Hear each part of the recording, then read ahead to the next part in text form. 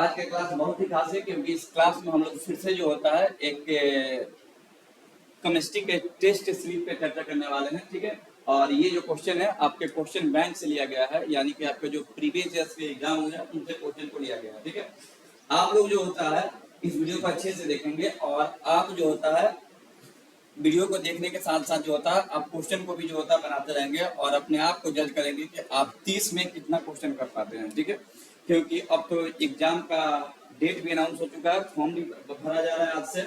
तो आप लोग क्या करेंगे कि प्रैक्टिस सिर्फ करना ना भूलेंगे, तो आपको जज करना है कि आप 30 में कितना क्वेश्चन कर पाते हैं। ठीक है, तो आप लोग जितने लोग भी ऑनलाइन देख रहे हैं कमेंट में जवाब देना है कि कितने क्वेश्चन जो होता है वीडियो को अंत तक आपका सही हो रहा है। ठीक है, तो चलिए आज का क्लास स्टार्ट करते हैं। देखिए ये क्लास इस क्लास में जितने भी क्वेश्चन आएंगे सभी चुनिंदे क्वेश्चन है। ठीक है, तो चलिए क्लास को स्टार्ट करते हैं। पहला क्वेश्चन है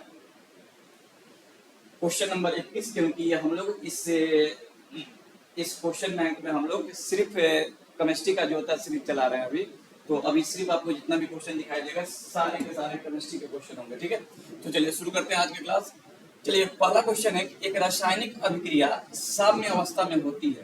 कह रहा है कि कोई केमिकल इक्वेशन जो होता है इक्विलिब्रियम में कब होती है। ठीक है, साम्य अवस्था को इक्विलिब्रियम कहते हैं।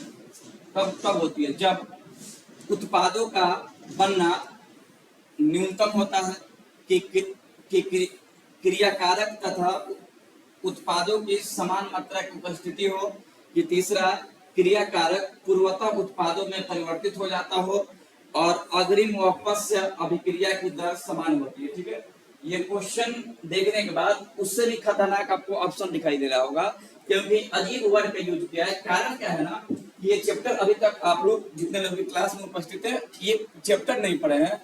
11th क्लास में एक चैप्टर पढ़ना रहता है इक्विलिब्रियम, साम्य अवस्था। ठीक है, जो लोग वीडियो को देख रहे होंगे इक्विलिब्रियम पढ़े होंगे तो ये क्वेश्चन आसानी से बन जाएगा। अदरवाइज अगर इक्विलिब्रियम नहीं पढ़े होंगे तो इसको समझने का प्रयास करिएगा। ठीक है, देखिएगा कह रहा है कि एक रासायनिक अभिक्रिया साम्य अवस्था में कब होती है। तो देखिए कोई भी रासायनिक अभिक्रिया साम्य अवस्था में तब होती है जब अग्रिम व पश्य अभिक्रिया की दर समान होती है। यानी कि अगर कोई अभिक्रिया हो रही है, ए जो होता है बी में परिवर्तित हो रही, ये रिएक्टेंट है और ये प्रोडक्ट है। तो कह रहा है कि देखिए साम्य अवस्था में तब होगा ना जब इसका दर और इसका दर क्या होगा, दोनों का दर जो होता है सेम होगा। यानी कह रहा है कि अग्रिम तथा पश्य अभिक्रिया की दर क्या होती है, समान होती है। ठीक है, यानी आंसर क्या होगा जी, डी होगा। ठीक है, अगला क्वेश्चन देखिएगा। अगला क्वेश्चन है, ये भी बड़ा शानदार क्वेश्चन है, इसको 12th क्लास में पढ़ना है इस क्वेश्चन को। ठीक है, एक बार ध्यान से देखिएगा। क्वेश्चन कह रहा है कि सोडियम क्लोराइड के शुद्धिकरण में, कह रहा है कि सोडियम क्लोराइड के शुद्धिकरण में हाइड्रोजन क्लोराइड गैस का एक अशुद्ध सोडियम क्लोराइड के विलयन में प्रवाहित करना है, निम्नलिखित पर आधारित होता है। कह रहा है कि किस पे आधारित होता है, देखिएगा कह रहा है कि सोडियम क्लोराइड के शुद्धिकरण में किसका शुद्धिकरण हो रहा है, सोडियम क्लोराइड का शुद्धिकरण हो रहा है, यानी कि NaCl का शुद्धिकरण हो रहा है। ठीक है, कह रहा है कि हाइड्रोजन क्लोराइड गैस का अशुद्ध सोडियम क्लोराइड के विलयन में प्रवाहित करना निम्नलिखित में से क्या कहलाता है, ये किस पे आधारित होता है। ऑप्शन है लीस सातेलिए का नियम के अनुसार, ये आपको ये इस नियम को 11th क्लास में पढ़ना है। ठीक है, दूसरा है ओसवाल्ड का तनुता का नियम, तीसरा है सम आयन प्रभाव और चौथा है वितरण का नियम। ठीक है, आपको बताना है कि बताइए ये किस सिद्धांत पर आधारित होता है, तो इस पे कौन सा इफेक्ट कार्य करता है जी, सम आयन प्रभाव काम करता है। तो आंसर नंबर क्या, इसका आंसर क्या हो जाएगा, सी हो जाएगा जी। ठीक है, अगला क्वेश्चन। ठीक है, अगला क्वेश्चन क्या है, अगला क्वेश्चन है कि जब जिंक व कॉपर के मिश्र धातु के 4.5 ग्राम नमूने को जलीय हाइड्रोजन क्लोराइड विलयन के अधीन में रखा जाता है तब जिंक घुल जाती है, वह 0.061 ग्राम हाइड्रोजन निकलती है। कह रहा है कि मिश्र धातु के द्रव्यमान प्रतिशत संघटन का मान होगा। कह रहा है कि जिंक का परमाणु संख्या दिया है 65.5। ठीक है, तो देखिए इस क्वेश्चन को हम लोग इस पूरे मॉडल के पूरे क्लास के अंत में इसको हल करेंगे। ठीक है, इसका आंसर होगा ए। इस क्वेश्चन को हम लोग सबसे लास्ट में हल करने वाले हैं। ठीक, इसके लिए कुछ थ्योरी आपको अलग से बताना पड़ेगा तब ये बनेगा। अगला क्वेश्चन देखिएगा। अगला क्वेश्चन है कि सोडियम हाइड्रोक्साइड के एक नमूना में 2.5 गुणे 10 के पावर 10 अणु है, ठीक है। कह रहा है कि एक नमूना है किसका, सोडियम हाइड्रोक्साइड का, जिसमें अणु की संख्या कितनी है, इतनी है, ठीक है। कह रहा है कि इस नमूने का द्रव्यमान क्या होगा यदि सोडियम का भार 23 है, हाइड्रोजन का 1 है और ऑक्सीजन का 16 है। बनेगा कैसे, ध्यान दीजिएगा, ठीक है। देखिए सबसे पहले देखिए नमूना किसका है, तो सिंपल है, नमूना किसका है जी, सोडियम हाइड्रोक्साइड का, ठीक है। नमूना है सोडियम हाइड्रोक्साइड का, क्लियर। इसका मोलिकुलर मास कितना आएगा, तो इसका मोलिकुलर मास होगा, सोडियम का होता है 23, ऑक्सीजन का होता है 16 और हाइड्रोजन का होता है 1। सबको जोड़ेंगे तो कितना आएगा, 40 ग्राम प्रति मोल आएगा, ठीक है। ये क्लियर है। अब कह रहा है कि अणु कितना दिया है जी, तो अणु दिया हुआ है 5.2 दिया हुआ है, ठीक है। तो सबसे पहले देखिए क्वेश्चन में कह रहा है कि बताइए नमूने का द्रव्यमान क्या होगा। तो द्रव्यमान निकालने से पहले सबसे पहले हम लोग निकालेंगे क्या, तो मोल निकालेंगे। क्या निकालेंगे जी, मोल, ठीक है। तो मोल का फॉर्मूला क्या होता है, देखिए मोल को हम लोग एन कहते हैं, ठीक है। मोल का फॉर्मूला होता है, तो अब देखिए यहाँ पे अणु के केस में दिया हुआ है, तो अणु देखिएगा, अणु कितना दिया है जी, 5.2 गुणे 10 के पावर 10 दिया हुआ, ठीक है। देखिए जब भी किसी अणु को मोल, अच्छा 2.5 है जी, ठीक है, गुड, यहाँ पर भी सही करेंगे, ठीक। कितना दिया हुआ है, 2.5 गुणे 10 के पावर 10 दिया हुआ है, ठीक है। अब सबसे पहले मोल निकालेंगे, तो मोल का फॉर्मूला देखिएगा, जब भी किसी अणु को मोल में हम कन्वर्ट करते हैं तो फॉर्मूला होता है कि दिया गया अणु, दिया गया अणु बट्टा एवोगाड्रो नंबर होता है, यानी कि Na होता है, क्या होता है जी, Na होता है, एवोगाड्रो नंबर होता है, ठीक। तो देखिए जब हम यहाँ पे n निकालेंगे तो बताइए अणु की संख्या कितनी है जी, 2.5 गुणे 10 के पावर 10, और बताइए Na देखिएगा, याद रखिएगा, एक एवोगाड्रो नंबर बराबर होता है 6.022 गुणे 10 के पावर 23। कितना होता है जी, 6.022 गुणे 10 के पावर 23 होता है। तो यहाँ पे वैल्यू पुट करेंगे 6.022 गुणे 10 के पावर 23। जब इसको हल करेंगे तो देखिएगा अंक डिजिट को डिजिट से हल करेंगे और पावर को पावर के साथ, तो क्या बचेगा ये 2.5 बट्टा 6.0 गुणे 10 के पावर 10 है, ये ऊपर पावर जाएगा तो कितना हो जाएगा, 23 हो जाएगा जी, ठीक है। तो बताइए n निकालेंगे तो क्या होगा, तो हम इसमें भाग देंगे, ठीक है। तो भाग देने के बाद कितना आएगा जी, तो भाग देने के बाद आएगा, क्या करेंगे कि 2.5 में हम 2.5 में भाग देंगे किससे, 6.022 से भाग देंगे, तो भाग देने के बाद आएगा 0.4151 गुणे 10 के पावर कितना होगा जी, तो 10 के पावर होगा -13। कितना हो जाएगा, 10 के पावर -13। देखिए मोल निकल गया, ठीक है। अब यहाँ पे एक और बात ध्यान रखिएगा, अब कह रहा है कि नमूने का द्रव्यमान निकालना है, ध्यान रखिएगा इस बात पे, नमूने का द्रव्यमान निकालना है। तो याद रखिएगा मोल बराबर होता है गिवन मास बट्टा मोलिकुलर मास, बट्टा मोलिकुलर मास या मोलर मास होता है। तो बताइए आपको निकालना क्या है, डब्ल्यू निकालना है, तो बताइए डब्ल्यू बराबर क्या होगा, बताइए तो डब्ल्यू बराबर क्या होगा जी, तो डब्ल्यू बराबर होगा एन गुणे एम हो जाएगा। तो एन का मान कितना आया है, 0.4151 गुणे 10 के पावर कितना -13, और एम का मान कितना है जी, तो एम का मान यहाँ से आप पहले निकाल चुके हैं, कितना है 40 है। तो आप इसको क्या करेंगे, गुणा करेंगे, ठीक है। तो गुणा करने के बाद कितना आएगा, ध्यान रखिएगा, तो गुणा करने के बाद आएगा 16.60 यानी कि 6057 गुणे 10 के पावर कितना -13। ध्यान रखिएगा, ये जो आपका जो आंसर आया वैज्ञानिक से ग्रेटर में नहीं है, तो दशमलव को हम यहाँ पे लाएंगे, तो W बराबर क्या होगा 1.66 गुणे 10 के पावर क्या होगा, देखिए जब दशमलव इधर आता है तो 10 बढ़ेगा, 10 का मतलब होता है 10 के पावर 1, तो 13 में से 1 गया कितना हो जाएगा, 10 के पावर -12, और ये किसमें लिखेंगे, ग्राम में लिखेंगे। तो बताइए कहीं ऑप्शन दिखाई दे रहा है, ये ऑप्शन दिखाई दे रहा है कहाँ पे, बी।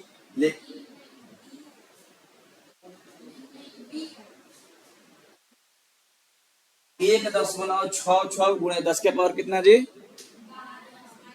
इसमें जीरो होगा।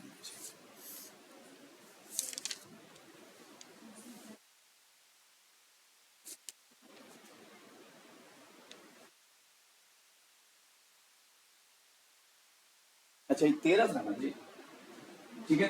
13 में से एक घटेगा ना, ये ठीक है। 13 में से एक घटेगा तो 12, और यहाँ पे दिया कितना? 10 ना। 10 को क्या कर लीजिएगा, ठीक है। और ऑप्शन आपका क्या सही हो जाएगा? ऑप्शन सही हो जाएगा, डी सही होगा जी, ठीक है। आगे बढ़ते हैं जी, उसमें मिसमैच दिया हुआ है। अगला क्वेश्चन देखिएगा, सब क्वेश्चन एक से बढ़ के एक है जी, ठीक है। अगला क्वेश्चन है, ये क्वेश्चन जो है एसिड बेस और साल्ट से, ठीक है। पढ़े ना आप लोग एसिड बेस साल्ट। तो क्वेश्चन दिया हुआ है कि एक विलय जिसकी हाइड्रोजन आयन की सांद्रता, यहाँ पे बिलियन देना चाहिए, एक बिलियन जिसके हाइड्रोजन आयन की सांद्रता कितनी है? इतनी ग्राम है, इतनी ग्राम तुल्यांक पर लीटर है, ठीक है। नॉर्मलिटी के केस में दिया हुआ है। तो कह रहा है कि पीएच मान निकालिए क्या होगा। तो बताइए सांद्रता को क्या कहते हैं? किसकी सांद्रता दिया है? हाइड्रोजन आयन का ना। तो क्या लिखेंगे? H प्लस कितना दिया है? 0.005 दिया है। क्या आप इसको ऐसे लिख दें? 5 गुणे 10 के पावर -3 लिख सकते हैं कि नहीं लिख सकते हैं? लिख सकते हैं। 10 गुणाओं को यार यहाँ ले आएंगे, क्या हो जाएगा? 5 गुणे 10 के पावर -3। अब आप बताइए पीएच का फॉर्मूला क्या होता है? बताइए तो। पीएच का फॉर्मूला होता है minus log H plus, minus log H plus होता है, तो माइनस लॉग और एच प्लस का मान कितना दिया है? 5 गुणे। आप यहाँ पे एक फॉर्मूला याद रखिएगा, लॉग एम गुणे एन। लॉग एम गुणे एन का फॉर्मूला होता है log M plus log N, ठीक है। लॉग में ये बताए हुए हैं, ठीक है। लॉग का चैप्टर अगर आप लोग नहीं पढ़े होंगे तो आप लोग जाकर के पढ़ लीजिएगा, लॉग पढ़ा दिया है, ठीक है। तो बताइए ये गुणा के रूप में है कि नहीं है? तो गुणा के रूप में है तो किस रूप में जाएगा? जोड़ के रूप में होगा। तो बताइए पीएच वैल्यू कितना आएगा जी? तो क्या आएगा? देखिए माइनस दोनों में है, -5 के साथ भी है, तो क्या लिखेंगे? माइनस लॉग 5 प्लस नहीं जी, प्लस में लिखना था, लेकिन यहाँ पे क्या है? माइनस लॉग 10 के पावर माइनस, नहीं ना जी। तो हल करेंगे कैसे जी?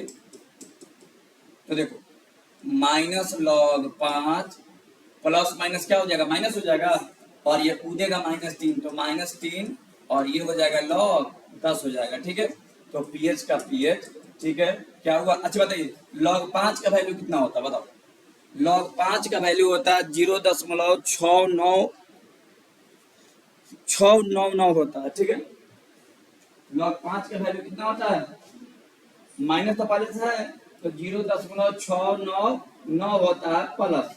अब बताओ माइनस माइनस प्लस हो जाएगा, 3 का 3, और लॉग 10 का मान कितना होता है?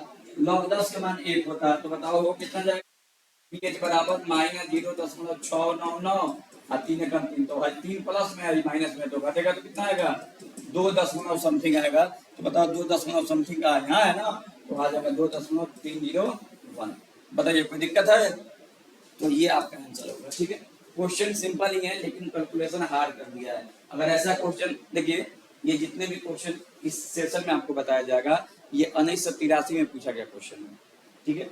1983 में देख लो किसके डिग्री का क्वेश्चन पूछा हुआ है, ठीक। अभी क्वेश्चन इतना न्यूमेरिकली नहीं आता है, अभी भाषा ज्यादा आता है, ठीक। इसमें जितना भी तुम देखोगे सब में जो होता है न्यूमेरिकल है, ठीक। अगला क्वेश्चन देखिएगा, अगला क्वेश्चन है,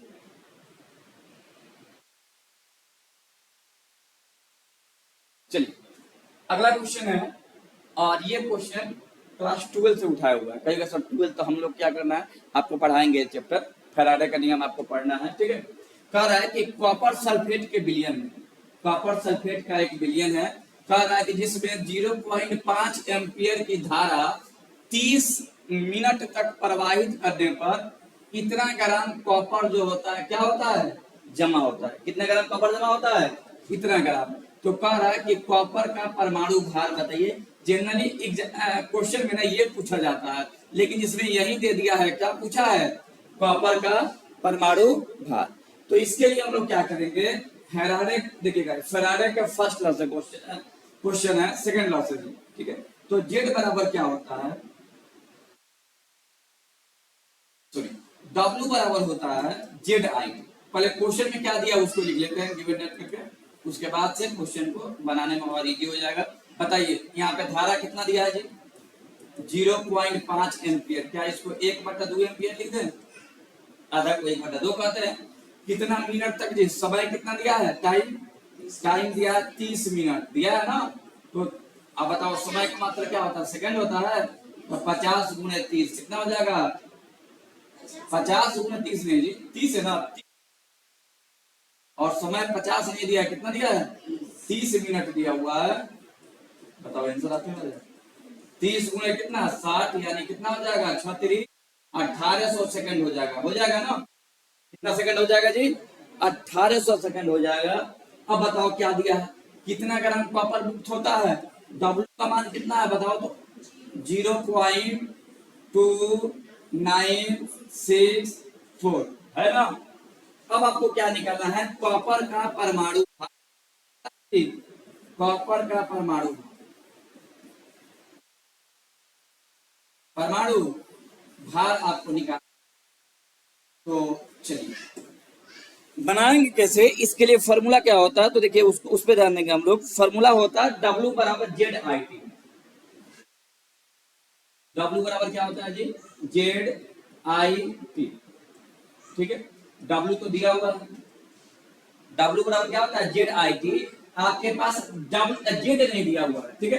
तो Z बराबर होता है E/96500 पूरा, ठीक है। इसको 1 फैराडे कहते हैं, याद रखिएगा। 1 फैराडे का वैल्यू यहाँ पे दिया भी है जी, इसको याद रखिएगा, कई बार एग्जाम में पूछा भी है।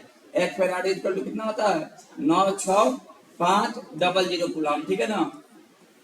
ये भी आवेश का मात्रक है, फैराड है, ठीक है। आवेश का बड़ा मात्रक में कंसीडर किया जाता है इसको।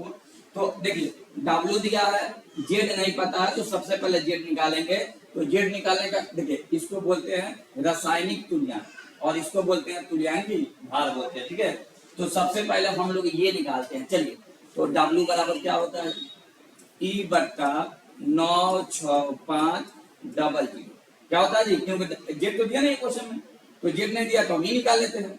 गुणे I का मान कितना होता है, 1/2, और T का मान कितना है जी 1800।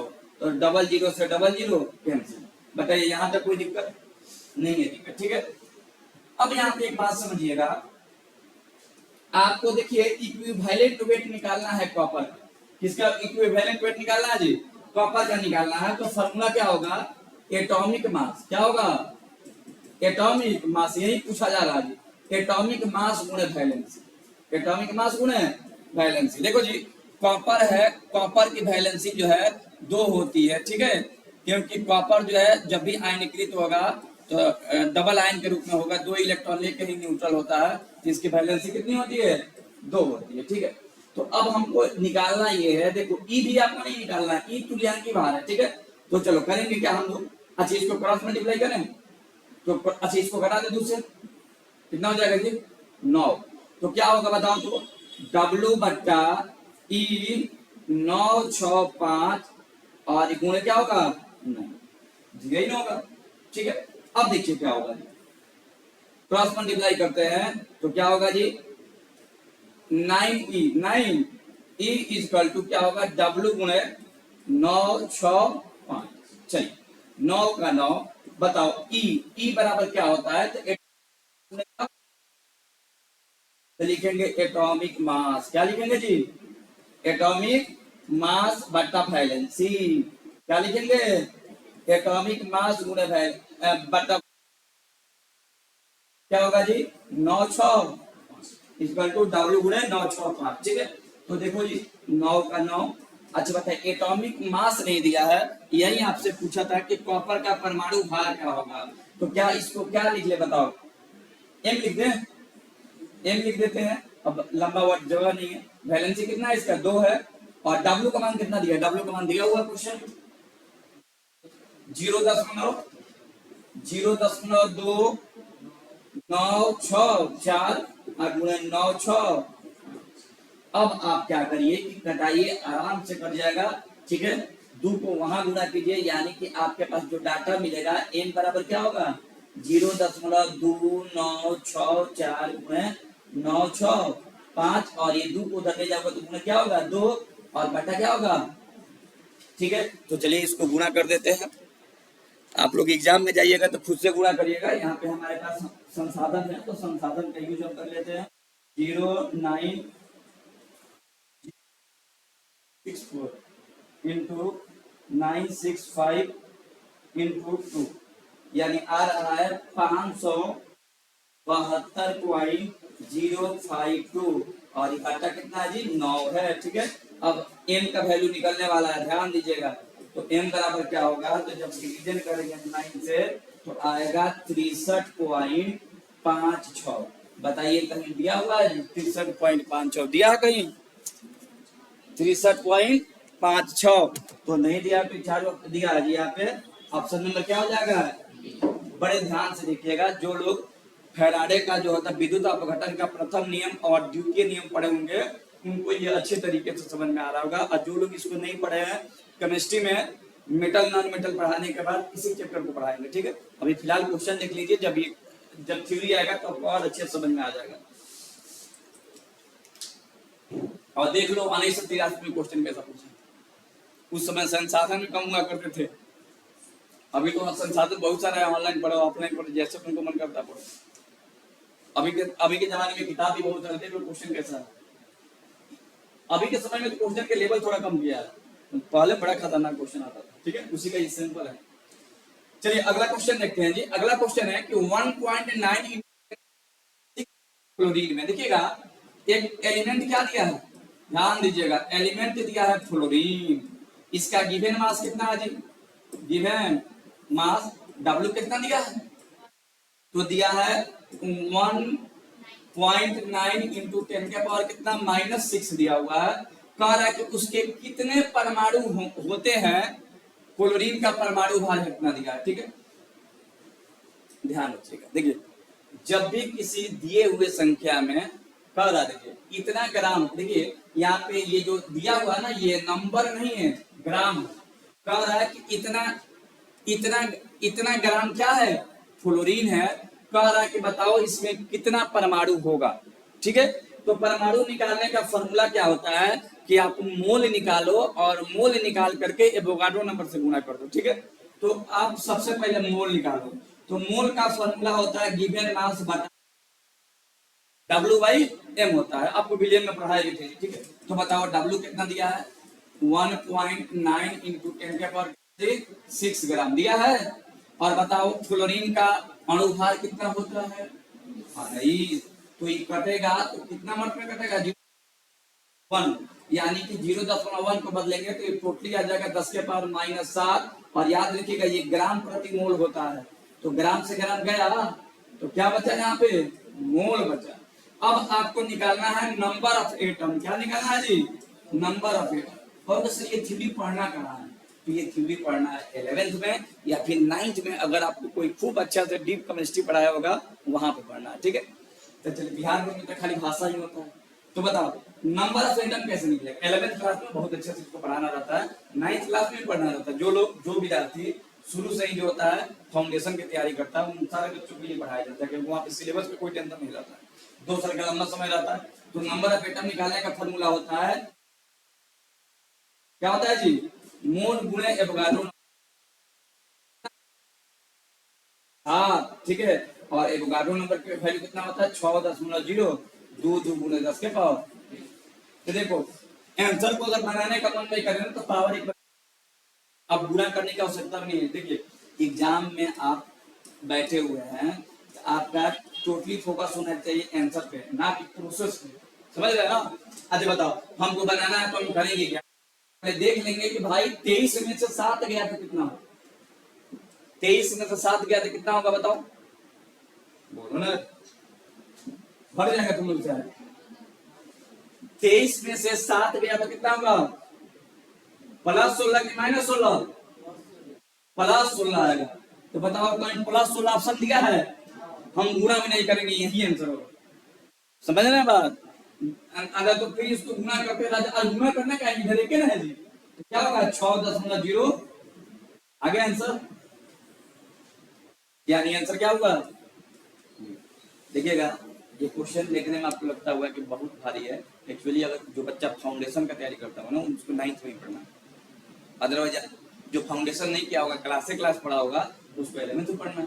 ठीक है, चलिए क्वेश्चन बड़ा कमाल का दिया हुआ है। अब देख लो केमिस्ट्री में इतना न्यूमेरिकल होता नहीं है, अभी तक हमने जितना भी क्वेश्चन बनाया सब न्यूमेरिकल लिखा है। ठीक है, अच्छा क्वेश्चन है। और याद रखिएगा कभी भी तैयारी जो होता है ना हार्ड किया जाता है ताकि एग्जाम बड़ा सॉफ्ट हो, क्योंकि देखो तैयारी हार्ड होगा ना तो क्वेश्चन चाहे कितना भी भारी आ जाए आपको ज्यादा दिक्कत नहीं होगी। ठीक, क्योंकि आपका तैयारी क्या है जी, हार्ड हुआ है। ठीक,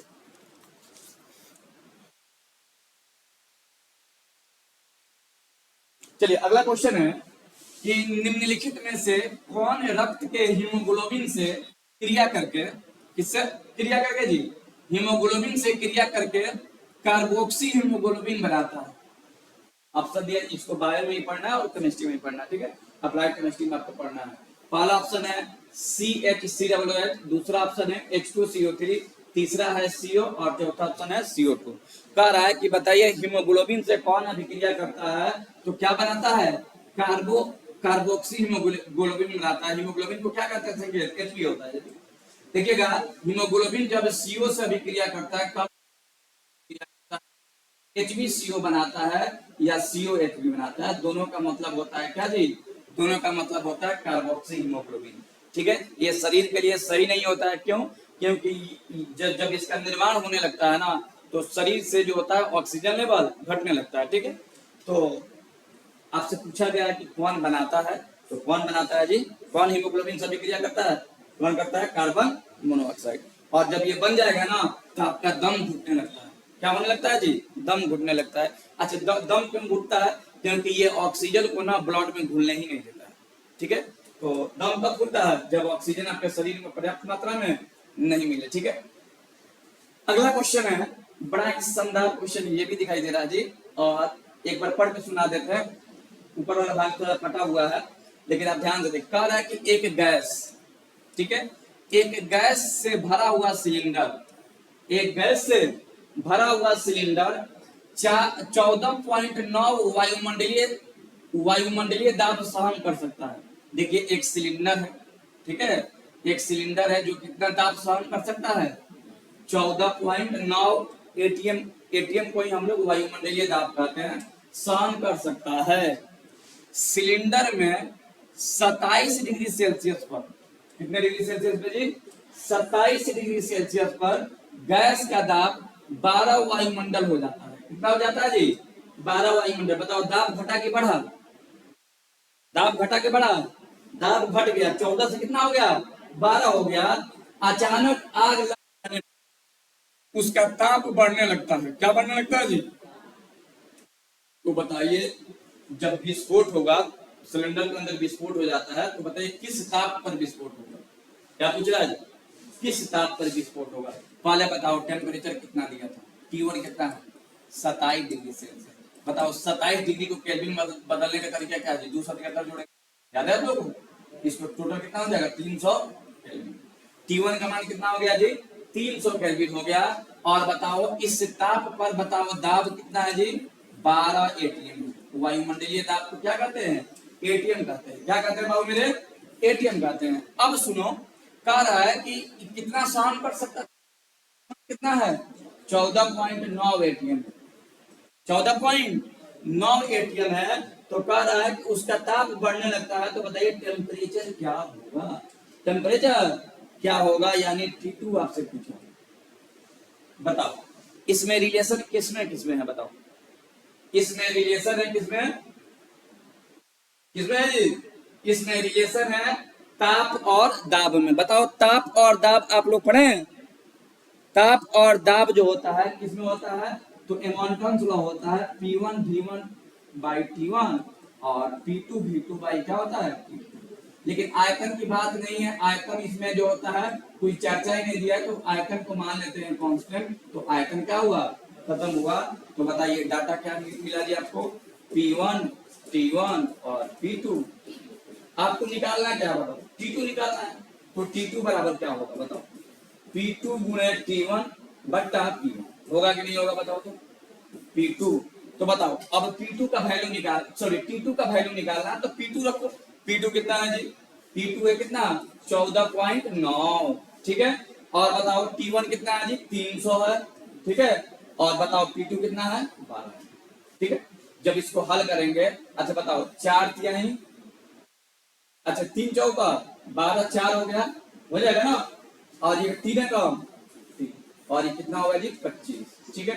तो बताओ T2 कितना हुआ, गुना करेंगे 14.9 गुणे 25, बताओ कितना होगा T2। ये पूरे सेशन का जितना भी क्वेश्चन होगा ना सब एक से बढ़कर एक है जी, ठीक है। तो जब इसको कटाएंगे तो आएगा 372.15, 372.15 किसमें आएगा, केल्विन में आएगा। आपको आपका आंसर किसमें दिया है, डिग्री में दिया है। तो आप क्या करो 373.15 में से क्या घटा दो, 273 घटा दो। कितना घटा दो जी, 273। देखो डिग्री दिया, केल्विन दिया हो, डिग्री निकालना हो तो घटाया जाता है, समझ रहे हो ना। डिग्री दिया है, केल्विन निकालना है तो क्या किया जाता है, जोड़ा जाता है। तो पहले देखो 15 है किसमें, ठीक है।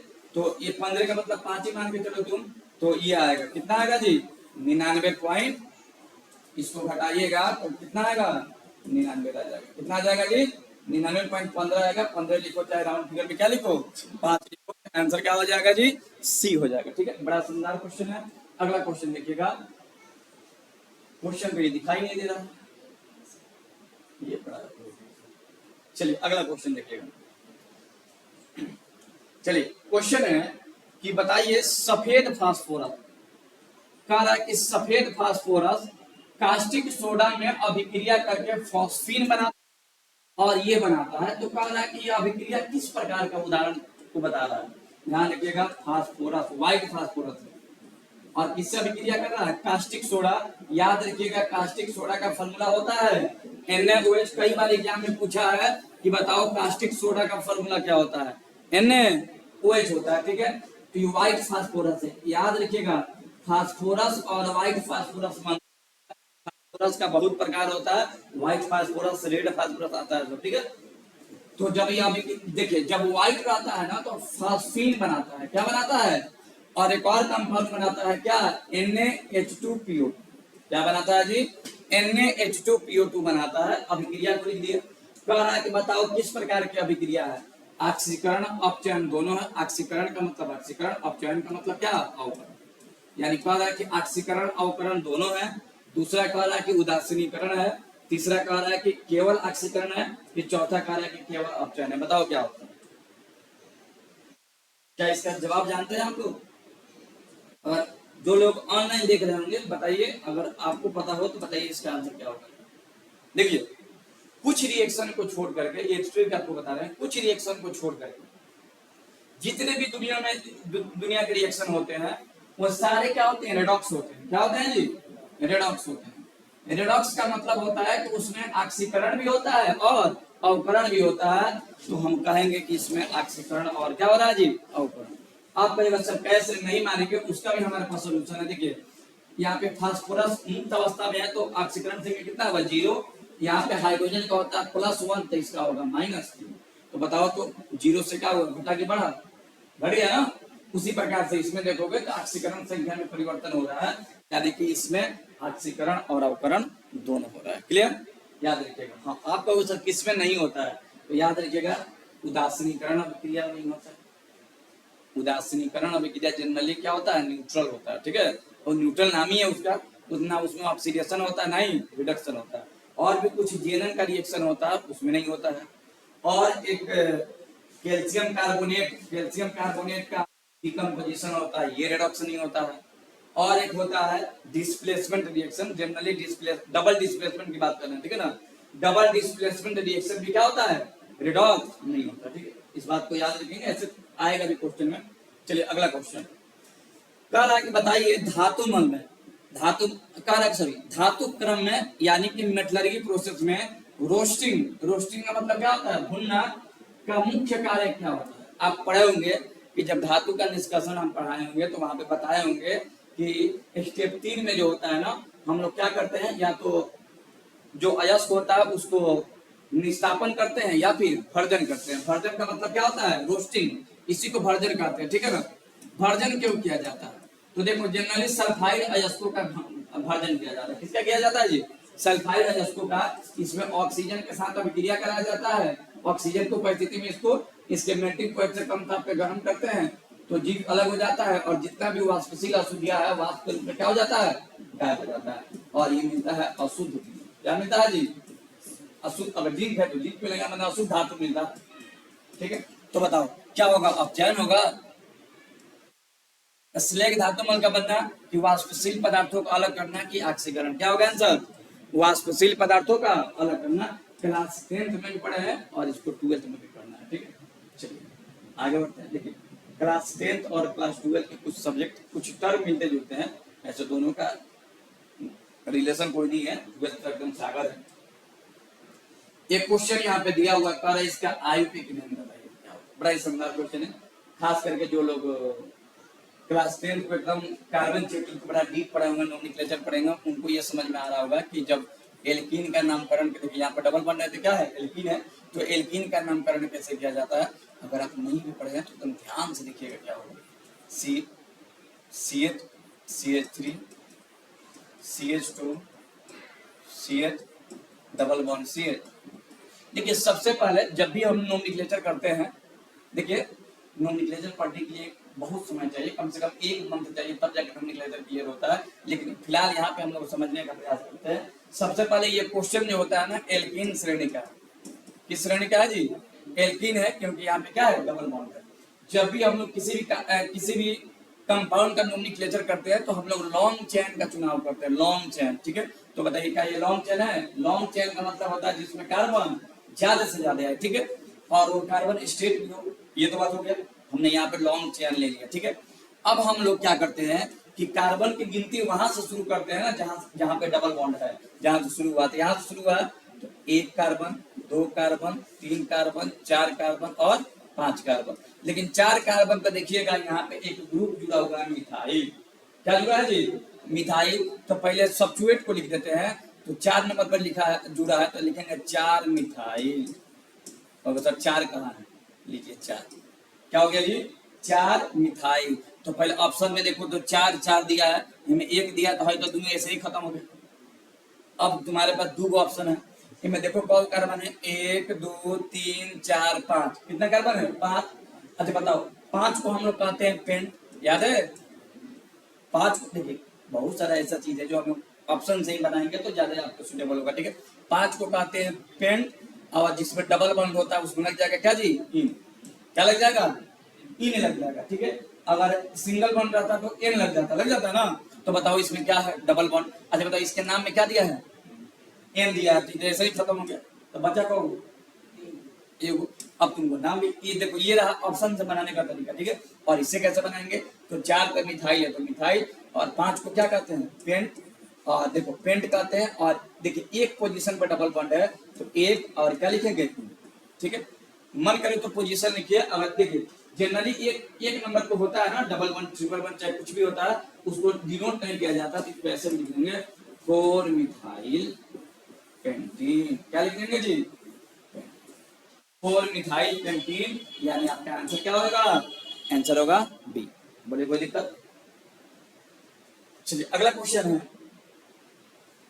अगला क्वेश्चन है कि एक बोतल में 2 अपमिश्रित द्रव लिए हैं, यानी कि एक बोतल में 2 ऐसे लिक्विड को लिए हैं जो दोनों, देखिएगा अपमिश्रित द्रव, यानी कि दोनों को मिलाने के बाद भी एक दूसरे में क्या होगा, नहीं मिलेगा। जैसे पानी और तेल आपस में नहीं मिलेगा। कारण एक बोतल में 2 अपमिश्रित द्रव भरे हुए हैं, उनको आपस में एक दूसरे से निम्नलिखित की सहायता से अलग करना है। अच्छा दोनों को अलग करना है तो अलग क्या करेंगे, कैसे करेंगे। पहला है निर्वात आसवन, भाप आसवन, प्रभाजी स्तंभ, ये पृथक्करण की। ठीक है, पृथक्करण की का उपयोग करेंगे नहीं, आप लोग 9th क्लास में ये सारे के मेथड का आपको नाम सुने होंगे। ठीक है ना, तो देखिएगा हम क्या करेंगे, इसको गर्म करेंगे। ठीक है, क्या करेंगे जी, गर्म करेंगे। जब गर्म करेंगे तो दोनों का वेपोराइजेशन का पॉइंट अलग अलग होगा। तेल अलग ताप पे गर्म होगा, पानी अलग ताप पे गर्म होगा। जैसे तेल पानी को गर्म करेंगे तो पानी जल्दी बॉयल हो जाएगा, तो पानी जल्दी उड़ जाएगा, क्या बच जाएगा जी, पानी बच जाएगा। तो क्या, अच्छा तेल बच जाएगा, आंसर क्या हो जाएगा, भाप आसवन विधि। ठीक है, बड़ा ही शानदार क्वेश्चन है, और सबसे बड़ी बात कि ये नॉन न्यूमेरिकल है। क्लियर, चलिए ये भी बड़ा शानदार क्वेश्चन है, ये क्लास 10th या 9th से रिलेट करता है। ठीक, पढ़ना तो 11th में भी है, लेकिन ये बड़ा सुंदर क्वेश्चन है। कह रहा है क्वेश्चन, ध्यान दीजिएगा। क्वेश्चन है कि कह रहा है कि एक तत्व है प्रबल धन विद्युत है जी। कैसा है जी? प्रबल धन विद्युत। प्रबल धन विद्युत का मतलब क्या होता है? अच्छा, तत्व एक्स है, कोई तत्व क्या है जी? एक्स है, जो प्रबल धन विद्युत है, तो ये क्या करेगा? धन विद्युत इलेक्ट्रॉन को अपने में से निकालेगा। तो यहाँ पे क्या होगा? Plus charge. अगर एक है तो यहाँ पे एक इलेक्ट्रॉन निकला। बात समझ में आ रहा है? चलिए, वह एक और तत्व है, जिस तत्व का नाम देना चाहिए यहाँ पे एक्स दे देना चाहिए, यहाँ पे वाई दे देना चाहिए। ऑप्शन एक्स और वाई के रूप में ही दिया हुआ है। तो कह रहा है कि एक प्रबल धन विद्युत तत्व है और एक प्रबल ऋण विद्युत तत्व है। तो मान लेते हैं ऋण विद्युत तत्व कौन है? वाई। भाई ऋण विद्युत का मतलब होता है उसमें इलेक्ट्रॉन की कमी है। धन विद्युत का मतलब होता है इलेक्ट्रॉन ज्यादा है तो देगा, ठीक है ना? तो चलिए, ये इलेक्ट्रॉन को ले लेगा तो क्या बना लेगा? Y minus. अच्छा बताओ, जब ये कंपाउंड बनाएगा, एक है प्लस के रूप में और एक है, तो यौगिक यही ना बनेगा जी, प्लस और माइनस। बताओ ये कौन यौगिक होगा? आयनिक यौगिक होगा। 10वां क्लास में पूछा जाता था, ठीक है। लेकिन यहाँ पे किस रूप में होगा? किस रूप में होगा जी? सी रूप में। देख रहे हो, तुम्हारे भाषा पढ़ना किसी काम का नहीं होगा अगर तुम समझ के नहीं पढ़े हो। ये आयनिक कंपाउंड का क्वेश्चन है, लेकिन ये समझ में तब आएगा जब तुम पूरा डीप पढ़ा होगा। इसीलिए बाबू परिभाषा का कोई मतलब नहीं रह जाता कंपटीशन में। एक बार कहानी बताई भी थी, हमारे बचपन की कहानी। अभी ये मत कहना सर, अभी भी आप बचपन में लगते हैं। चलिए अगला क्वेश्चन देखिएगा। लाइट चला गया, एक बार देखिए तो लाइट देखिए। अरे आ जाएगा, ऐसा थोड़ी।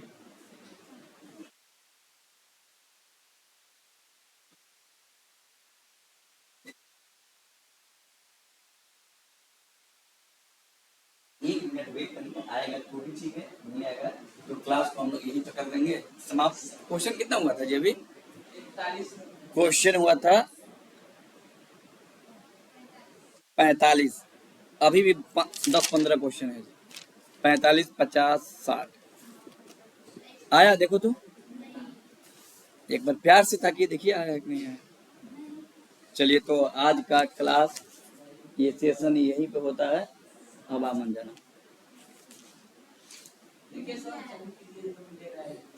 हाँ, ये भी सही बोला। को इसके बाद तो पीछे जाना ना, बहुत मैंने। और हम लोग पास एडिटर है नहीं कि पढ़ भी गया तो एडिट हो जाएगा। बहुत गरीबी हालात में जीवन।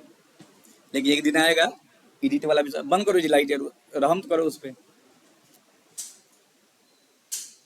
एक दिन हम लोग के पास भी एडिट का ऑप्शन होगा तो फिर कितनों कटता रहेगा, कोई दिक्कत नहीं।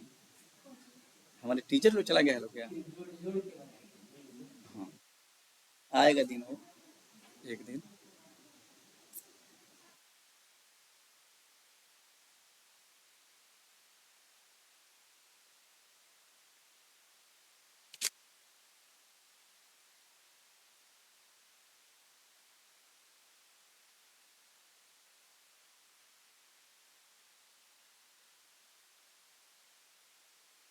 आ जाओ, ऐसे बंद होने से बड़ा दिक्कत होता है। हाँ जी, क्वेश्चन है, फिर बंद मत हो जाना जी। क्वेश्चन है, कह रहा है कि निम्नलिखित बंधन के साथ साथ निम्नलिखित प्रभाव होते हैं।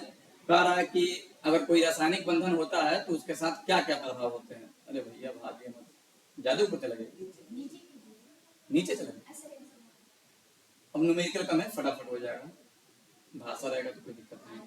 हाँ जी, कह रहा है कि बताइए रासायनिक बंध बनने के साथ साथ क्या होता है। मैंने रासायनिक बंधन होता है तो क्या होता है? अच्छा, आप जानते हो ना रासायनिक बंधन, आपको 10 पे पढ़े भी थे जी, कि जब भी रासायनिक बंधन बनता है तो एक तरफ से बंधन क्या होते हैं? टूटते हैं। जैसे मान लेते ए बी है, इसको कुछ और बनना है, जैसे मान लेते इसको 2AB बनना है, तो भाई यहाँ पे बंधन टूटेगा और यहाँ पे बंधन जुटेगा। तो देखिए, जब भी बंधन टूटेगा तो किसकी आवश्यकता होती है? एनर्जी की आवश्यकता होती है। तो बस कह रहा है कि ना तो ऊर्जा में कमी होगी और ना ही वृद्धि। तो गलत बात है भाई, ऊर्जा तो लगेगा ही लगेगा। प्रतिकर्षण बल का मान आकर्षण बल से अधिक हो जाएगा।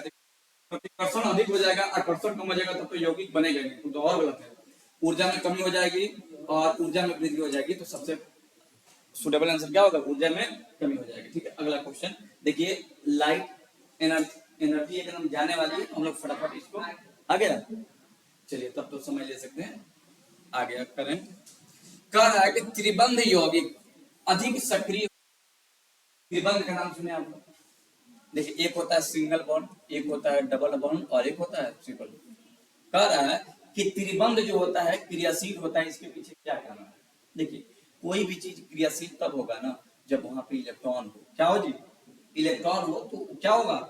क्रियाशील होगा। ठीक है, अधिक से अधिक इलेक्ट्रॉन होना चाहिए। तो कह रहा है कि इसमें इलेक्ट्रॉन का घनत्व बहुत अधिक होता है, इसकी आयनिक ऊर्जा अधिक होती है, वे स्वसंयोजी प्रकृति के होते हैं कि वे आयनिक प्रकृति के होते हैं। भाई सब बकवास बात है, क्या सही है जी? इनमें इलेक्ट्रॉनों का घनत्व ज्यादा हो जाता है, इलेक्ट्रॉन ज्यादा हो जाएगा किसी भी जगह पे तो उसकी क्रियाशीलता क्या होगी? बढ़ जाएगी। अच्छा बताओ, सिंगल बॉन्ड में क्रियाशीलता क्या होती है? कम होगी कि ज्यादा होगी? कम होगी। क्यों? क्योंकि यहाँ पे 2 इलेक्ट्रॉन है। डबल बॉन्ड में सिंगल बॉन्ड से ज्यादा होगी, क्योंकि यहाँ पे 4 है, 6 हो जाएगा तो ये ज्यादा हो जाएगा। ठीक है, चलिए अगला क्वेश्चन देखिएगा। अगला क्वेश्चन है और ये क्वेश्चन रिलेट करेगा क्लास 10 से। ठीक है, ध्यान से देखिएगा। कह रहा है कि एसिटिलीन के कार्बन कार्बन बंध में क्या होते हैं? एसिटिलीन के कार्बन कार्बन बंध में क्या होते हैं? तो सबसे पहले बताओ, एसिटिलीन लिख देते हैं हिंदी में, एसिटिलीन। अच्छा बताओ, एसिटिलीन किस समूह का? देखिए ये कॉमन नाम है जी, इसका आयुक्त नाम कुछ अलग होता है। ठीक है, बताओ एसिटिलीन किस समूह का? एल्काइन, एल्काइन का। किसका जी? एल्काइन का। यानी इसका फॉर्मूला होगा C2H2। क्या होगा फॉर्मूला जी? C2H2। तो जब स्ट्रक्चर बनाएंगे तो C और क्या हो जाएगा? ट्रिपल बॉन्ड, और क्या हो जाएगा? C, इधर H और इधर H। लेकिन आपसे पूछा है कि बताओ कार्बन कार्बन के बीच बताओ, टोटल मत बताओ, कार्बन कार्बन के बीच। तो याद रखिएगा, एक थ्योरी समझ लीजिए, सिंगल बॉन्ड के बीच सिग्मा बॉन्ड बनता है। क्या बनता है जी? सिंगल है ना, तो डबल। चलिए जा रहा है, H C triple bond C और ये क्या होगा? स्ट्रक्चर है एसिटिलीन का। देखिए सिंगल बॉन्ड में एक सिग्मा बॉन्ड बनता है, ये सिग्मा है। ठीक है, डबल बॉन्ड में एगो सिग्मा बनता है, एगो पाई बनता है। ट्रिपल बॉन्ड में, इसको याद रखिएगा आजीवन, और ट्रिपल बॉन्ड में क्या बनता है? तो 2 सिग्मा बनता है और एगो पाई बनता है। तो भाई मेरे देखिए, तो यही ना कार्बन कार्बन है जी। तो हमको इसी बॉन्ड से मतलब है। तो कौन को सिग्मा और कौन को पाई? एगो पाई। तो कह रहा है कि 2 सिग्मा 2 पाई, एकदम गलती बात है। 3 सिग्मा 2 पाई, ये भी गलती बात है। 1 सिग्मा 2 पाई, ये भी गलती बात है। 2 सिग्मा और 3 पाई, ये भी गलती बात है। अब फिर से क्वेश्चन पढ़ो एक बार। ठीक है, कह रहा है कि एसिटिलीन के बीच कितना जो होता है, होते हैं 2 सिग्मा बॉन्ड होता है। देखो यहीं पे मिस कर दिया। ठीक है, आपको देखिए एसिटिलीन में देखो, इसको लेकर जोड़ोगे ना तो आएगा, देखो इसको लेकर ऐड करिएगा ना तो आएगा 1 1 2 आए 3 3 2 5, कितना आ जाएगा? सिग्मा कितना आ जाएगा? अगर इसके देखो कार्बन कार्बन के भी तो ये हुआ, लेकिन ये भी कार्बन के साथ बना है जी। देखो एक बार फिर से देखो picture, acetylene H C C और ये देखिए यहाँ पे पूछा था कार्बन कार्बन के बीच, तो कार्बन कार्बन तो ये हुआ, लेकिन सिर्फ कार्बन के बीच तो ये एक हुआ, एक ये हुआ, एक 2 यहाँ हुआ और एक क्या हुआ? पाई हुआ। यानी सिग्मा कितना हुआ? नंबर ऑफ सिग्मा बॉन्ड कितना? 5 और पाई कितना? 1। तो 5 1 कह दिया है, 4 आ रहा है, 2 1 3 4, तो टोटल मिला के 5 होगा। ठीक है, 4 कह दिया, 4 नहीं दिया क्योंकि वो पूछ नहीं रहा, पूछ रहा इसके भी 2 सिग्मा होना चाहिए और क्या होना चाहिए? 1 पाई होना चाहिए। ठीक है, कार्बन कार्बन थोड़ी पूछ रहा है, तो इसका होना चाहिए सिग्मा कितना? 2 होना चाहिए और पाई कितना होना चाहिए? 1 होना चाहिए। ठीक है, 2 और 1 जहाँ होगा 2 सिग्मा, 2 सिग्मा है ना, इसको काट कर कर लीजिएगा 1 पाई, बस आंसर कर दीजिएगा 1। क्लियर?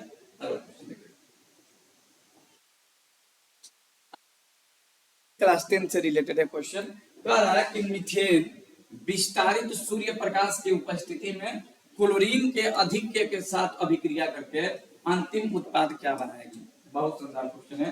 मीथेन है, आप लोग हेलोजिनेशन पढ़े होंगे, एक टॉपिक कार्बन में पढ़े थे 10th में। कह रहा है कि मीथेन जो है कार्बन के अधिक के साथ, यानी कि ये क्या है? एक्सेस है। मीथेन क्लोरीन से अभिक्रिया करेगा किसके उपस्थिति में जी? यूवी के उपस्थिति में। यूवी बोले तो सनलाइट के उपस्थिति में करता है। तो याद रखिएगा इस अभिक्रिया को हम लोग सब्स्टिट्यूशन रिएक्शन भी कहते थे। और क्या बनता था, CCl4 बनता था और 4HCl बनता था। ठीक है, कार्बन टेट्राक्लोराइड क्या बनेगा जी, कार्बन टेट्राक्लोराइड, यानी कि ऑप्शन नंबर क्या होगा, सी। पिछला हम लोग देखिए, पिछला हम लोग जब क्वेश्चन में का 1 पढ़ रहे थे उसमें भी कार्बन टेट्राक्लोराइड से क्वेश्चन था कि आग बुझाते हैं तो ये किस प्रकार प्रभावी होता है, ऑक्सीजन का लेयर कम कर देता है, बता दो ना, याद रखिएगा, इसको भी याद रखिए। कौन सा विक्रिया होगी, हेलोजिनेशन कहिए या फिर सब्स्टिट्यूशन कहिए। ठीक है, चलिए अगला क्वेश्चन, क्वेश्चन नंबर 51, निम्नलिखित में कह रहा है कि निम्नलिखित में से कौन लेड एसीटेट पेपर को काला कर देता है। कह रहा है कि कौन ऐसा पदार्थ है जो लेड एसीटेट को काला कर देता है, H2S, H2SO4, SO2 और SO3। तो आपका आंसर हो जाएगा H2S। क्या हो जाएगा जी, H2S। याद रखिएगा इसमें अक्सीकारक और वर्ग दोनों का गुण पाया जाता है। ठीक है, चलिए अगला क्वेश्चन, अगला क्वेश्चन है कि हाइड्रोजन फ्लोराइड, क्वेश्चन है जी, ध्यान दीजिएगा, हाइड्रोजन फ्लोराइड अन्य हैलोजन हैलाइड की तरह ना होकर के एक द्रव होता है क्यों। कह रहा है, ध्यान, बड़ा शानदार क्वेश्चन है, ठीक है। देखिए इसको बोलते हैं हाइड्रोजन फ्लोराइड। देखो पहले तो हैलोजन के बारे में सुनो, पूरा इसके बारे में डीप समझिएगा। ठीक है, ग्रुप 17 की बात कर रहे हैं, किसकी बात कर रहे हैं, फ्लोरीन, क्लोरीन, ब्रोमीन, ये सब अधातु है। लेकिन फ्लोरीन जो है, देखिए फ्लोरीन जब हाइड्रोजन के साथ अभिक्रिया कर, आप पढ़े होंगे ब्रोमीन जो होता है लिक्विड होता है। लेकिन यहाँ पे कह रहा है कि जब हैलोजन एटम हाइड्रोजन से अभिक्रिया करता है तो क्या बनाता होगा, HF बनाता है, HCl बनाता है, HBr बनाता है और HI बनाता है। क्या बनाता है, HI बनाता है। तो कह रहा है कि बताइए ये अन्य, देखिए इसको हैलोजन कहते हैं, ठीक है ना, या हैलाइड कहते हैं। क्या कहते हैं जी, कह रहा है कि अन्य हैलाइड के तुलना में ये द्रव होता है। फिर से एक बार देखिएगा, हाइड्रोजन फ्लोराइड अन्य हैलाइड की तरह ना होकर एक द्रव होता है क्यों। याद रखिएगा कोई भी पदार्थ द्रव तब होगा जब उसमें फोन होगा। क्या होगा, H बॉन्ड बनाएगा, है कि नहीं जी, बताओ इसमें फोन है कि नहीं है।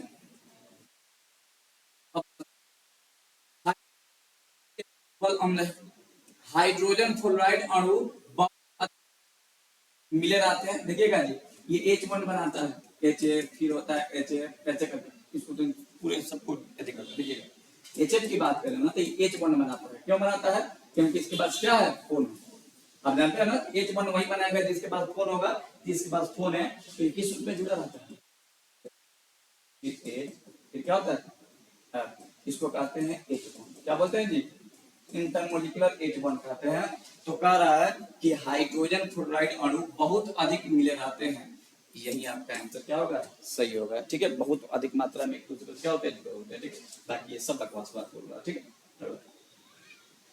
ये भी शानदार क्वेश्चन है।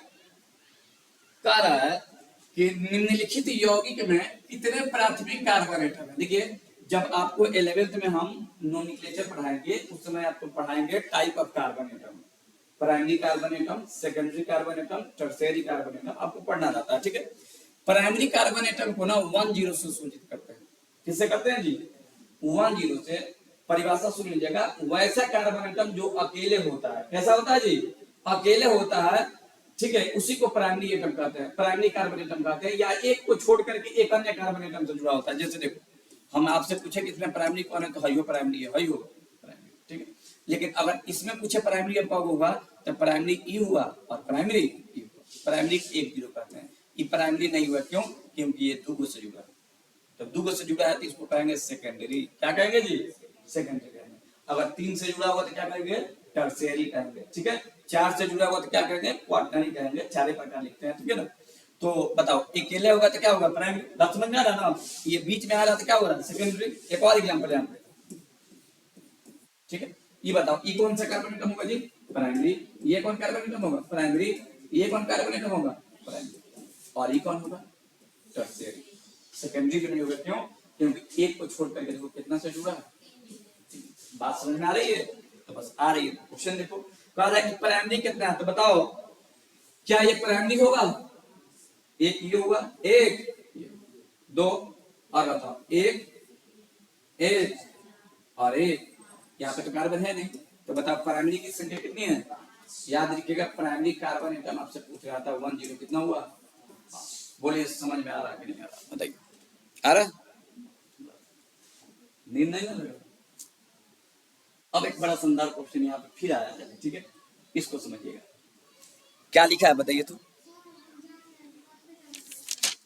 तो अगला क्वेश्चन देखिएगा, क्वेश्चन नंबर कितना है जी?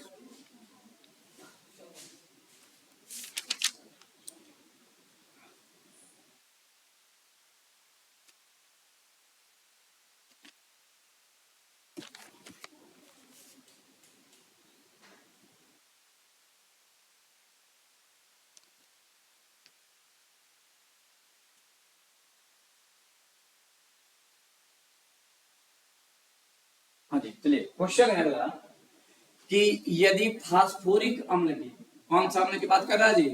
फास्फोरिक अम्ल की बात कर रहा है। कह रहा है कि फास्फोरिक अम्ल की सोडियम हाइड्रोक्साइड के भरपूर मात्रा के साथ गर्म किया जाए, कराया जाए तो उत्पाद। तो देखिए, जब फास्फोरिक एसिड को, किसको जी? फास्फोरिक अम्ल को, जब फास्फोरिक अम्ल को गर्म किया जाता है किसके साथ? सोडियम हाइड्रोक्साइड के साथ। किसके साथ? सोडियम हाइड्रोक्साइड के साथ जब गर्म किया जाता है तो क्या बनता है?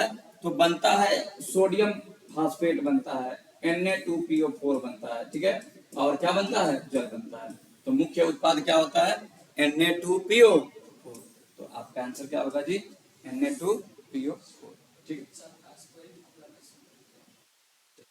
आपको अलग से लिख देते हैं, पढ़ी देखिएगा, H3PO3। चलिए अगला क्वेश्चन देखिएगा, कितना क्वेश्चन था जी? 54, 55 ये ना जी। चलिए यही ना था जी। चलो अगला क्वेश्चन है कि साधारणतः, कह रहा है कि साधारणतः यह सलाह दी जाती है कि द्रवित अमोनियम की बोतल को बर्फ में कुछ समय के लिए ठंडा करने के बाद ही खोला जाए। कह रहा है कि एक बोतल है किसका? लिक्विड अमोनिया का। कह रहा है कि लिक्विड अमोनिया का गैस है और इस बोतल को कहाँ रखे हैं? कह रहा है कि उस बोतल को पहले बर्फ में कुछ समय तक रखिए, उसको ठंडा करिए, तब उसके बाद उसको खोलिए। ऐसा क्यों? तो यह एक संक्षारक की तरह कार्य करता है, इसलिए कि इसका वाष्प दाब अधिक होता है, इसलिए कि ये आंख में आंसू लाती है, इसलिए कि यह एक मंद विस्फोटक होता है, इसलिए। ठीक है, आपको बताना है कि इसका आंसर क्या होगा। ठीक है, तो देखिएगा, कहता है कि देखिए लिक्विड आपके पास अमोनिया है, द्रवित अमोनिया है, तो पहले आप उसको कोल्ड कीजिए। क्या कीजिए? कोल्ड कीजिए। ठीक है, क्या करना है? उसको कोल्ड करना है। उसके बाद उसको बोतल को खोलना है। क्यों? वाष्प दाब क्या हो जाए? अधिक हो जाए। ठीक है, पहले वाष्प दाब कम होता है, वाष्प दाब अधिक करने के लिए ऐसा किया जाता है। अगला क्वेश्चन, अगला क्वेश्चन है कि निम्नलिखित में से किस कणों के युग्म को पृथक करने की क्रिया को ऊर्जा का अवशोषण होता है? ठीक है, कह रहा है कि बताइए निम्नलिखित में से किस कणों के युग्म को पृथक करने की क्रिया में ऊर्जा का अवशोषित होती है। माने कहने का मतलब है कि कौन ऐसा दो कण है जिसको अलग करने के लिए ऊर्जा अवशोषित होती है।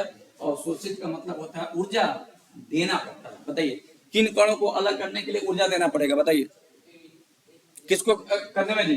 कह रहा है कि एक न्यूट्रॉन को, तो भाई न्यूट्रॉन मिल जाएगा। अच्छा बताइए, कोई चीज एक दूसरे में मिल करके मजबूत कब होता है? जब एगो प्लस होता है, एगो माइनस होता है। तो भाई ना हेपर को में चार्ज तो खुद अलग रहेगा। ठीक है, तो ये नहीं होगा। दूसरा, एक प्रोटॉन और एक प्रोटॉन, प्लस प्लस है तो बताओ प्लस प्लस सटेगा? तो खुद अलग रहेगा, तो इसको अलग क्या ही करना है। एक इलेक्ट्रॉन को एक इलेक्ट्रॉन से, एक इलेक्ट्रॉन बताओ माइनस माइनस कभी सटेगा? नहीं सटेगा। दोनों में खुदे रिपल्सन होगा, तो खुदे भागना चाहेगा। इसको अलग करने के लिए ऊर्जा देना पड़ेगा, एक इलेक्ट्रॉन को और एक प्रोटॉन को, क्योंकि इलेक्ट्रॉन है माइनस और प्रोटॉन है। इसके बीच जो होता है फोर्स ऑफ अट्रैक्शन आ जाएगा। इसको अलग करने के लिए हम लोग ऊर्जा क्या करेंगे? अवशोषित। देखो कितना शानदार ऑप्शन को लिखा है। ठीक है, ये नहीं कह रहा है ऊर्जा देना पड़ेगा, कह रहा है ऊर्जा अवशोषित करना पड़ेगा। अवशोषित का मतलब क्या होता है? देना ही होता है। अब देखो बड़ा शानदार क्वेश्चन है, लेकिन यहाँ पे सबसे बड़ी बात है कि तुमको दिखाई नहीं दे रहा है। ठीक है, दिखाई नहीं दे रहा तो हम ऑप्शन लिख देते हैं। क्वेश्चन क्या है इसको समझिएगा। कह रहा है कि निम्नलिखित में से कौन अक्षिकारक अवकारक अभिक्रिया नहीं है। अभी इसके पहले क्या था, एक था ना क्वेश्चन में, कह रहा है कि अक्षिकारक अवकारक नहीं है, यानी कह रहा है कि कौन नॉट ए रेडॉक्स रिएक्शन है। रेडॉक्स, इसके ऑप्शन को हम थोड़ा सा साइड में लिख दे, चलेगा, यहां लिख दे, तो क्योंकि न्यूमेरिकल तो है नहीं कि आपको समझने में दिक्कत हो, लिख दे इसको।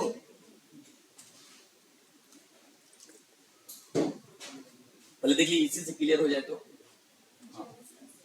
देखिए जिंक है और H2SO4 से अभिक्रिया कर रहा है, तो क्या बना रहा है, Zn SO4 प्लस हाइड्रोजन। हम आपको बताए थे कि भाई विस्थापन अभिक्रिया रेडॉक्स होती है। दूसरा देखो क्या, सोडियम है, दूगो सोडियम दूगो क्लोरीन से, यानी Cl2 से अभिक्रिया कर रही है और क्या बना रही है, 2Na। तीसरा देखो NaNO3, इसका जवाब तो तुम्ही को देना पड़ेगा।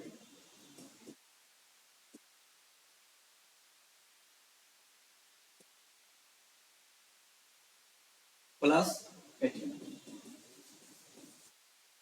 और चौथा क्या है, इसको किताब से देख लेते हैं क्या दिया, FeCl2 दिया है, FeCl2 दिया है, क्लोरीन से अभिक्रिया करके बन जाता है FeCl। बताओ, तुम बताओ कि इसमें क्या आंसर होगा जो रेडॉक्स नहीं होगा, बताओ बताओ जी, क्या होगा।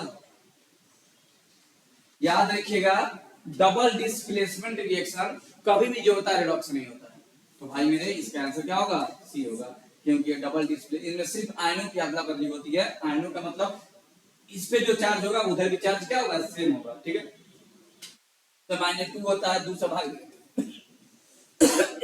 एक आ जाएगा, NO3 का -1 होता है, इसका प्लस हो जाएगा, इसका -2 होता है, इसका +1 हो जाएगा। देखो कोई चेंज नहीं हुआ, नहीं हो रहा। जब चेंजिंग नहीं होता है तो हम कहेंगे ये कौन सा विक्रिया है जी, रेडॉक्स विक्रिया, ठीक है। तो अब अंतिम भी आ गया था, तो इस सेशन में इतना ही, मिलते हैं कल।